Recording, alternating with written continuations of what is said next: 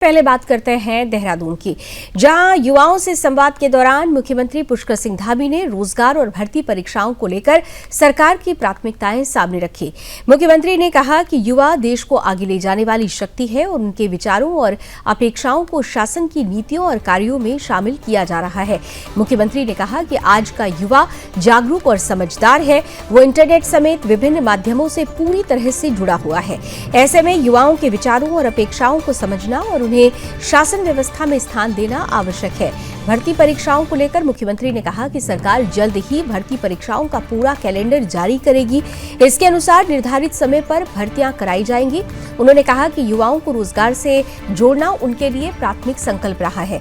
मुख्यमंत्री ने बताया कि उन्होंने 4 जुलाई 2021 को मुख्यमंत्री के रूप में कार्यभार संभाला था। उसी दिन से उनका संकल्प हर नौजवान को रोजगार से जोड़ने का रहा है। उन्होंने कहा कि पहले भर्ती प्रक्रियाओं में भ्रष्टाचार, प्रश्न पत्र लीक और नकल माफिया का प्रभाव देखने को मिलता था। सरकार ने नकल माफिया के खिलाफ कड़ी कार्रवाई की और भर्ती परीक्षाओं को पूरी तरह पारदर्शी बनाने का प्रयास किया। मुख्यमंत्री ने दावा किया कि अब तक 34,000 से अधिक नियुक्तियां पारदर्शी तरीके से की जा चुकी हैं। उन्होंने इन नियुक्तियों को बिना पर्ची और बिना खर्ची की प्रक्रिया के तहत किए जाने की बात कही। मुख्यमंत्री के अनुसार सरकार का उद्देश्य भर्ती प्रक्रिया में पारदर्शिता बनाए रखते हुए युवाओं को निर्धारित समय पर रोजगार के अवसर उपलब्ध कराना है। साथ ही युवाओं के विचारों को शासन की नीतियों में शामिल करने पर भी जोर दिया जा रहा है।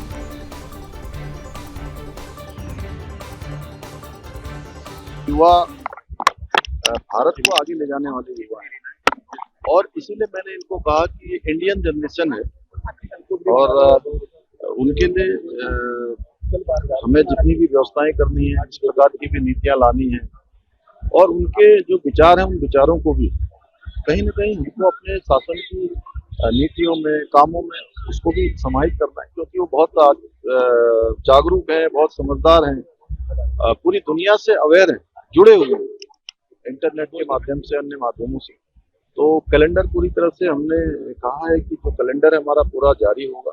एक एक भर्ती जहां होनी वो सब भर्ती होंगी। पहले दिन से जिस दिन मैंने 4 जुलाई 2021 को राज्य के मुख्य सेवक के रूप में काम करना शुरू किया था, मेरा संकल्प था कि हर एक नौजवान को रोजगार से जोड़ेंगे और भर्ती प्रक्रियाएं जो भ्रष्टाचार जिसमें पूरी तरह से आज उस समय घुसा हुआ था, पारदर्शी परीक्षाएं नहीं होती थी, पेपर लीक होते थे, नकल माफिया हावी होते थे। हमने कहा कि हम नकल माफियाओं के खिलाफ भी कार्रवाई करेंगे, नकल माफियाओं के खिलाफ हमने कार्रवाई भी करी और भर्ती परीक्षाओं को पूरी तरह से पारदर्शी बनाया। 34,000 से अधिक